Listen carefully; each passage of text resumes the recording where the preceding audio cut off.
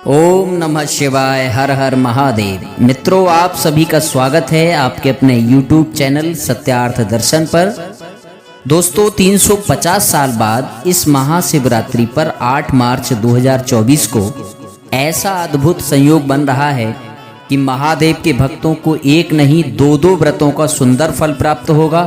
और यदि आपने हमारे बताए गए नियमों का, विधियों का पालन किया तो भगवान शिव के साथ साथ माता पार्वती भी प्रसन्न होंगी, आपकी मनोकामना पूरी होगी। इस महाशिवरात्रि यदि आप ये 5 चीजें अपनी पूजा में शामिल करेंगे तो निश्चित ही भगवान शिव प्रसन्न होंगे। आज की वीडियो सभी के लिए बहुत उपयोगी, लाभदायक और महत्वपूर्ण होने वाली है, इसलिए अनुरोध है कि अंत तक देखने की कृपा करें, निश्चित ही आपका कल्याण होगा। दोस्तों, सबसे पहले जानते हैं कि महाशिवरात्रि का यह पर्व क्यों मनाया जाता है। फाल्गुन मास की महाशिवरात्रि पर जो भगवान शिव माता पार्वती के विवाह की कथा सुनता है उसको सर्वाधिक पुण्य प्राप्त होता है। मित्रों, एक बार त्रेता युग में भगवान भोलेनाथ माता सती के साथ अगस्त ऋषि के पास गए। भगवान भोलेनाथ ने ऋषि अगस्त से राम कथा सुनी। राम जी की कथा कहते सुनते भगवान शिव और माता सती को काफी दिन हो गए। एक दिन मुनि अगस्त की आज्ञा लेकर दोनों कैलाश पर्वत की ओर चल पड़े। तब तक पृथ्वी का भार उतारने के लिए श्री हरि रघुवंश में अवतार ले चुके थे। वे अविनाशी भगवान उस समय पिता के वचन से राज्य त्याग करके तपस्वी साधु वेश में दंडक वन में पंचवटी पर पहुंचे। यहाँ से रावण ने सीता जी का हरण कर लिया था और भगवान श्री राम अपने छोटे भाई लक्ष्मण जी के साथ जानकी जी की खोज करते हुए वन वन भटक रहे थे। मित्रों, इधर से राम लक्ष्मण जा रहे थे, उधर से शिव और माता सती अगस्त ऋषि के आश्रम से आ रहे थे। जब राम जी को सामने देखा तो भगवान भोलेनाथ बड़े प्रसन्न हुए, प्रणाम किया और जोर से बोले, जय सच्चिदानंद जग पावन। जगत को पवित्र करने वाले सच्चिदानंद की जय हो। राम जी के दर्शन करके शिव जी आनंदित हो गए और उनकी आंखों से प्रेम के आंसू बहने लगे। जब सती जी ने महादेव की यह दशा देखी तो उन्हें संदेह हो गया। वे मन ही मन सोचने लगी कि शंकर जी को सारा संसार प्रणाम करता है, जगत ईश्वर हैं, देवता मनुष्य मुनि सब झुकते हैं, फिर इन्होंने एक राजा के पुत्र को क्यों प्रणाम किया, वो भी सच्चिदानंद कहकर। सती ने शिव से पूछा, प्रभु ये कौन थे जिन्हें आपने प्रणाम किया। भगवान शिव ने कहा कि ये वही राम थे जो मेरे आराध्य हैं, जिनकी कथा सुनकर हम अगस्त ऋषि के आश्रम से आ रहे हैं। सती को शंका हुई। उन्होंने कहा कि मेरे मन में संदेह हो रहा है प्रभु, ये कैसे ईश्वर हो सकते हैं जो अपनी स्त्री के लिए इतने दुखी हो रहे हैं। ये तो सांसारिक मनुष्यों की तरह रो रहे हैं, मैं कैसे मानूं कि ये ईश्वर हैं। भगवान शिव ने कहा कि नहीं सती, ये तुम्हारा भ्रम है, यही वो ईश्वर हैं जो मेरे आराध्य हैं। वेद पुराण और शास्त्र जिनकी नेति नेति कहकर कीर्ति गाते हैं। बहुत विश्वास दिलाया लेकिन सती को विश्वास नहीं हुआ। अंत में शिव जी ने कह दिया कि यदि तुम्हारे मन में संदेह है तो तुम स्वयं जाकर परीक्षा ले सकती हो। दोस्तों, इस प्रकार सती जी सीता का रूप धारण किया और जिस रास्ते भगवान श्री राम और लक्ष्मण जा रहे थे उनके सम्मुख पहुंच गई। अब भगवान से क्या छिपा है, उन्होंने सती को पहचान लिया। राम जी ने पहले तो सती जी को दोनों हाथ जोड़कर प्रणाम किया और पिता सहित अपना नाम बताया। फिर पूछा कि भगवान शिव कहाँ हैं, आप यहाँ वन में अकेली क्यों घूम रही हो। भगवान श्री राम ने माता सती से ये क्यों कहा कि तुम वन में अकेली क्यों घूम रही हो, क्योंकि एक पतिव्रता स्त्री का ये धर्म होता है कि उसे निर्जन स्थान पर अपने पति के बिना नहीं घूमना चाहिए। अब भगवान के वचन सुनकर तो सती को बड़ा संकोच हुआ। राम जी ने उन्हें पहचान लिया। फिर भगवान ने सती जी का संदेह दूर करने के लिए अपना विराट रूप दिखाया। सती जी डर गईं और भगवान शिव के पास चली आईं। भोलेनाथ ने पूछा कि कर ली परीक्षा, हो गई संतुष्टि, सारी बात सच सच कहो, तुमने कैसे परीक्षा ली भगवान श्री राम की। सती ने शिव से झूठ बोला, कहा कि मैंने कोई परीक्षा नहीं ली महाराज, आपकी ही तरह प्रणाम किया और चली आई। आप पर मुझे विश्वास है, आप कह रहे हैं तो साक्षात सच्चिदानंद ईश्वर ही होंगे। दोस्तों, जब सती जी ने असलियत नहीं बताई तो भगवान शिव ने ध्यान लगाया और अपनी योग माया से उन्होंने देखा कि सती जी ने सीता का वेश धारण किया था। सीता जी को भगवान से माँ कहते हैं। यह देखकर शिव जी को बड़ा दुख हुआ और उन्होंने विचार कर लिया कि यदि मैं सती के इस शरीर से प्रीत करूंगा तो भक्ति का मार्ग लुप्त हो जाएगा। उसी दिन से शिव जी ने सती को त्याग दिया। मित्रों, जो भगवान शिव माता सती से इतना प्रेम करते थे, उन्होंने सीता जी का वेश धारण करने के कारण माता सती को छोड़ दिया। स्त्री के लिए पति की उपेक्षा से बढ़कर संसार में और कोई कष्ट नहीं हो सकता। हमारी माताओं बहनों को ये याद रखना चाहिए कि पति के प्रतिकूल न जाएं, उनकी आज्ञा का सदैव पालन करें, उनकी बात का विश्वास करें, उनसे झूठ ना बोलें। और यदि पति भगवान शिव जैसा सच्चा और वंदनीय हो तो भूल कर भी संदेह ना करें। कहा गया है कि आने न दीजिए कभी इस दिल में शक सुबह, यह मर्ज ला इलाज है इसकी दवा नहीं। माता सती ने भगवान शिव की बात नहीं मानी, उनकी आज्ञा का उल्लंघन किया और जिनको वो माता कहते हैं उन सीता जी का रूप धारण किया। इसी पाप के कारण भगवान शिव ने माता सती को त्याग दिया। भगवान शिव जी ने कैलाश पर जाकर अटल समाधि लगा दी। सती जी बहुत दुखी है। एक दिन एक युग के समान बीत रहा है। सती जी भगवान से प्रार्थना करती हैं कि मैं भगवान शिव से अलग होकर एक क्षण भी जीना नहीं चाहती। हे विधाता, कोई ऐसा उपाय करो जिससे यह शरीर छूट जाए, अब मुझसे जिया नहीं जाता। मित्रों, इस प्रकार दक्ष सुता सती जी बहुत दुखी हैं। उसी समय सती के पिता दक्ष को प्रजापति की उपाधि मिली तो उन्होंने इस खुशी में एक यज्ञ का आयोजन किया। दक्ष प्रजापति के यज्ञ में देवता, किन्नर, नाग, सिद्ध, गंधर्व सब जा रहे थे, अपनी पत्नियों के साथ जा रहे थे। माता सती को भी जब पता चला तो पिता के यज्ञ में जाने के लिए शिव से आज्ञा मांगी। भगवान शिव ने कहा कि सती, तुम्हें पता है तुम्हारे पिता हमसे नाराज रहते हैं, इसलिए उन्होंने सबको बुलाया है लेकिन हमें निमंत्रण नहीं दिया। ऐसे में यदि तुम बिन बुलाई जाओगी तो वहां तुम्हारा अपमान होगा। अब सती जी ने तर्क दिया कि मित्र, स्वामी, पिता और गुरु के घर बिना बुलाए भी जा सकते हैं, ऐसा आपने ही बताया है।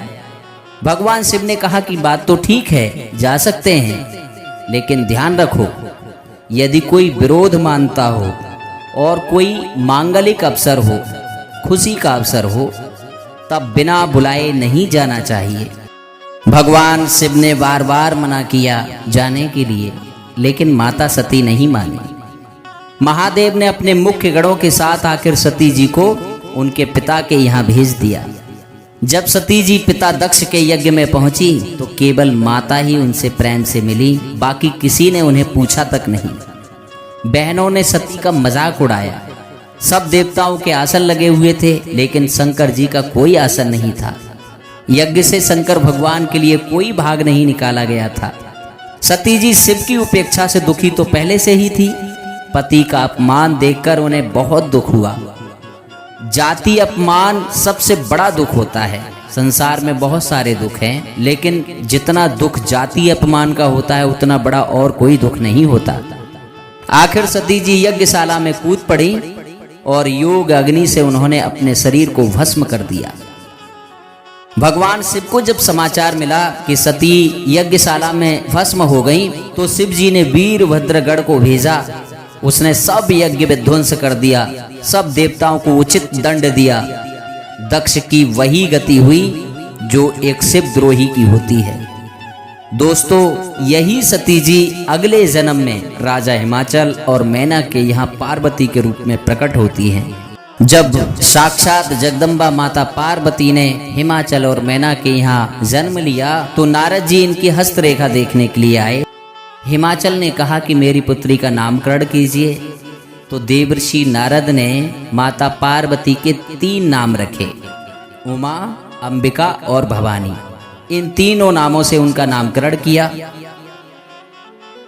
माता सती की हस्तरेखाओं को देखकर देवऋषि नारद ने कहा कि इनकी हस्तरेखा बहुत ही उत्तम है, कन्या अत्यंत सुलक्षण है, लेकिन इसको जो पति मिलेगा वह योगी, जटाधारी, निष्काम हृदय, नंगा और अमंगल वेश धारण करने वाला होगा। यह सुनकर हिमाचल और मैना बड़े दुखी हुए। नारद जी ने ध्यान करके कहा कि इसके पति में मैंने जो जो दोष बताए हैं, निश्चित रूप से इसको वही पति मिलेगा। मेरे अनुमान से वे सभी दोष भगवान शिव में हैं। यदि तुम्हारी कन्या भगवान भोलेनाथ की तपस्या करे तो भगवान शिव हौनी को भी मिटाने वाले हैं, होनहार को मिटा सकते हैं, इसको अपनी पत्नी के रूप में स्वीकार कर सकते हैं और इस प्रकार ये सारे दोष गुण में बदल जाएंगे। जब माता पार्वती थोड़ी सी बड़ी हुई तो उनकी माता मैना ने देवऋषि नारद की कही गई बात उनको बताई। इस प्रकार दोस्तों बहुत छोटी सी उम्र में ही पार्वती ने घर छोड़ दिया, भगवान शिव को पति रूप में पाने के लिए तपस्या के लिए चल पड़ी। वन में हजारों वर्ष तक भोलेनाथ की तपस्या की, बहुत समय तक जल और वायु का भोजन किया, कठोर उपवास किए, बेलपत्र के पत्ते जो सूख कर जमीन पर गिर जाते थे उनका सेवन करती रही। 3000 वर्ष तक उन्होंने ऐसा ही किया और 3000 वर्ष तक ऐसा अनुष्ठान करने के बाद उन्होंने पत्ते भी छोड़ दिए, जो सूखे पत्ते बेल पत्र के ग्रहण करती थी उनको भी छोड़ दिया। तब से पार्वती का एक नाम अपर्णा हो गया। पार्वती की तपस्या को देखकर देवता द्रवित हो उठे। उस समय शिवजी अटल समाधि लगाए हुए थे। देवताओं ने उनकी समाधि भंग करने के लिए कामदेव को भेजा, जैसे भगवान शिव ने भस्म कर दिया था। पार्वती की तपस्या से ब्रह्मा जी प्रसन्न हुए और उनका कठिन व्रत छुड़वाया। तब स्वयं राम जी ने भगवान शिव से पार्वती के साथ विवाह करने के लिए आदेश दिया। ब्रह्मा जी, श्री राम जी और सप्त ऋषियों के प्रार्थना करने पर भगवान शिव विवाह के लिए तैयार हुए। अब भगवान शिव दूल्हा बने। सुंदर मस्तक पर चंद्रमा, सिर पर गंगा जी, 3 नेत्र, सांपों का जनेऊ, गले में विष और छाती पर नरमुंडों की माला है। एक हाथ में त्रिशूल है, दूसरे में डमरू है। नंदी पर सवार होकर भगवान शिव पार्वती के साथ विवाह करने चले। भगवान शिव की बारात संसार में सबसे विचित्र बारात थी। जैसा दूल्हा वैसी बारात। शिव दूल्हा बने तो उनके गढ़ कहाँ रह जाते। उनके गढ़ भी बारात के लिए तैयार होने लगे। अब गढ़ कैसे हैं? कोई बिना मुख का है, किसी के बहुत से मुख हैं, कोई बिना हाथ पैर का है तो किसी के कई हाथ पैर हैं, किसी की बहुत सी आंखें हैं, किसी के एक भी नहीं है, कोई बहुत मोटा ताजा है, कोई बहुत ही दुबला है, कोई पवित्र वेश वाला है, कोई अपवित्र वेश धारण किए हुए है, भयंकर गहने पहने हुए हैं, हाथों में खोपड़ी हैं, सबके सब शरीर में ताजा खून लपेटे हुए हैं। गधे, कुत्ते, सुअर और सियार की तरह उनके मुख हैं। नाना प्रकार के गढ़, भूत प्रेत, पिशाच और योगिनियों की जमाते हैं। भूत प्रेत नाचते गाते हुए जाते हैं। वे सब बड़े मनमौजी हैं। बड़े मौज में शिव जी की बारात में चले। जैसा दूल्हा वैसी ही भयंकर बारात। मेरे शिव भक्तों, जब बारात दक्ष के द्वार पर पहुंची तो लड़के सब अपने प्राण लेकर भागे। घर पहुंचे तो कोने में छुप गए। माँ बाप ने पूछा, क्या हुआ है, क्यों इतने घबराए हुए हो? तो कहते हैं कि कोई बात कही नहीं जाती। यह बारात है या यमराज की सेना? दूल्हा, ऐसा दूल्हा हमने आज तक नहीं देखा। दूल्हा पागल है और बैल पर सवार है। गले में सांप, बिच्छू, कपाल है, राख लपेटे हुए, नरमुंडों की माला पहने हुए है, नंगा और जटाधारी है। उसके साथ भयानक मुख वाले भूत प्रेत, पिशाच, योगिनियां और राक्षस हैं। दूल्हा को देखकर आज जो जिंदा बचेगा वो बड़ा सौभाग्यशाली होगा, उसके बड़े भाग्य होंगे। घर घर यही बात चल रही है। इस प्रकार भगवान शिव बारात लेकर जगदम्बा के साथ विवाह करने के लिए हिमाचल के यहाँ पहुँचते हैं। सुंदर जनवासा दिया गया। विवाह का सभी संस्कार ब्रह्मा जी के हाथों से हुआ। इस प्रकार विधि विधान से महाशिवरात्रि के दिन भगवान शिव और उनकी परात्पर माया जगदम्बा माता पार्वती का विवाह हुआ और तब से हम भगवान शिव और माता पार्वती के विवाह को महाशिवरात्रि के रूप में मनाते आ रहे हैं। मित्रों, 8 मार्च 2024 को महाशिवरात्रि पर 350 साल बाद अद्भुत संयोग, 2 व्रतों का एक साथ मिलेगा फल, माता लक्ष्मी भी होंगी प्रसन्न। 8 मार्च को महाशिवरात्रि पर शिव योग के साथ सिद्ध योग और चतुर्ग्रही योग भी है। फाल्गुन मास के कृष्ण पक्ष की चतुर्दशी तिथि को महाशिवरात्रि का पर्व मनाया जाता है। इस दिन भगवान भोले को प्रसन्न करने के लिए शिव भक्त उनकी पूजा करते हैं और व्रत रखते हैं। हर शिव भक्त को इस खास दिन का इंतजार रहता है। इस बार महाशिवरात्रि पर कई ग्रहों का अद्भुत संयोग बन रहा है और विद्वान ज्योतिषियों का दावा है कि ग्रहों का ऐसा दुर्लभ संयोग 350 साल बाद इस महाशिवरात्रि पर देखा जा रहा है। विद्वानों के अनुसार 8 मार्च को महाशिवरात्रि पर शिव योग के साथ सिद्ध योग और चतुर्ग्रही योग भी है, यानी 4 ग्रह एक साथ हैं। कुंभ राशि पर शनि मूल त्रिकोण में बैठे हैं। इन्हीं के साथ सूर्य, चंद्रमा और शुक्र भी विराजमान हैं। इतना ही नहीं, इस दिन महाशिवरात्रि के साथ शुक्र प्रदोष व्रत भी है। ऐसे में यह अद्भुत संयोग विशेष फलदायी है। इस दिन भगवान शिव की पूजा का कई गुना फल मिलेगा। बता दें कि 8 मार्च को पूरे दिन शिव योग रहेगा। माता लक्ष्मी की भी कृपा बरसेगी। इस दिन महाशिवरात्रि व्रत के साथ शुक्र प्रदोष का व्रत भी रखा जाएगा। ऐसे में इस दिन व्रत और पूजा के प्रभाव से माता लक्ष्मी का आशीर्वाद भी मिलेगा और उनकी कृपा जातकों पर बरसेगी। शत्रुओं का होगा नाश। इतना ही नहीं, इस दिन भगवान भोले की पूजा से धन धान्य की प्राप्ति होगी। इसके अलावा इस दिन रोग और जीवन के कष्टों से मुक्ति के लिए भी भगवान शिव की पूजा करनी चाहिए। इसके अलावा शत्रुओं के नाश के लिए इस दिन रुद्राभिषेक जरूर करना चाहिए। सिद्ध और शिव योग में ऐसा करना बेहद लाभप्रद माना जाता है। महाशिवरात्रि यानी भगवान भोले को प्रसन्न करने का वो खास दिन जिसका इंतजार शिव भक्तों को पूरे साल होता है। इस दिन शिव बारात निकाली जाती है और परंपरा के अनुसार भगवान शिव और पार्वती का विवाह होता है। हिंदू धर्म में महादेव की पूजा उपासना का विशेष महत्व होता है। भगवान भोलेनाथ की आराधना का महापर्व महाशिवरात्रि फाल्गुन मास के कृष्ण पक्ष की चतुर्दशी तिथि को मनाई जाती है। इस बार महाशिवरात्रि का यह पर्व 8 मार्च को है। वैसे तो हर माह मासिक शिवरात्रि का व्रत और पूजा पाठ किया जाता है, लेकिन फाल्गुन माह की शिवरात्रि का खास महत्व होता है। आइए जानते हैं कि महाशिवरात्रि की पूजा में कौन कौन सी खास चीजें शामिल करनी चाहिए जिससे पुण्य की प्राप्ति हो।